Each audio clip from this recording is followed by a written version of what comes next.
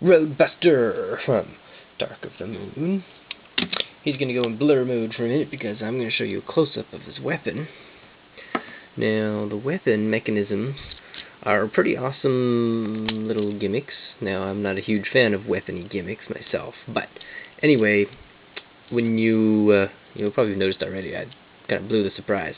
So I made it so that the weapon will stay in extended mode. Most of the time, all of the time, when they come out of the package, they just spring out and snap back. Which, there's something to be said for a fun spring gimmick. However, especially with a cool chainsaw type weapon like this, the real poseability mode is when it's extended. And with a spring mechanism, it won't stay extended. Unless, this is the easiest thing to do too. You would think, you can unscrew these on the bottom and take the whole thing apart and whatnot. Don't even need to. Easiest thing to do, and this is functional with, I'm sure, many, not just this one, many of the MechTech weapons. So, as you can see, this gray part slides between the green and the track in the green part, right? So what I did is I just put some super glue on the inside edges of the green part. So the gray part slides in between the green, right? Well, I put a little bit of glue on the inside of the green part so that it narrows the opening. It's a little bit thinner there, right? So that means that this has a friction. So the gray part slides and it actually stays put right there. And then you can push it out and it'll go back to normal mode. I used my good old super glue with the brush. I'll finally show it to you. See, look at it. It's like a whiteout.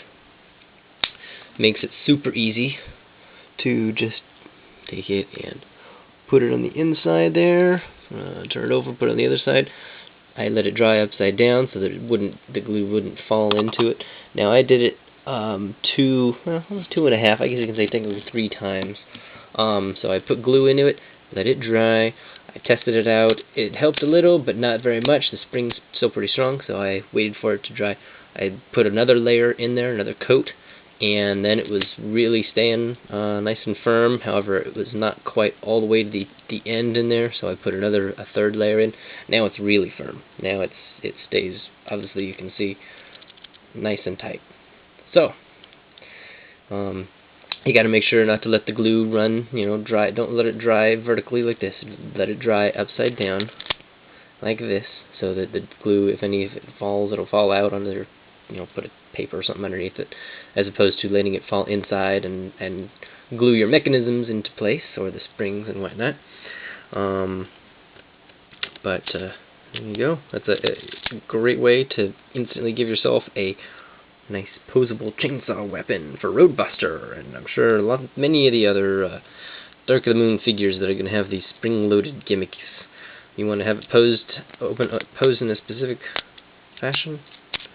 Well, put your glue inside to make it tighter at that point, and voila! Pretty cool, huh? Now you can actually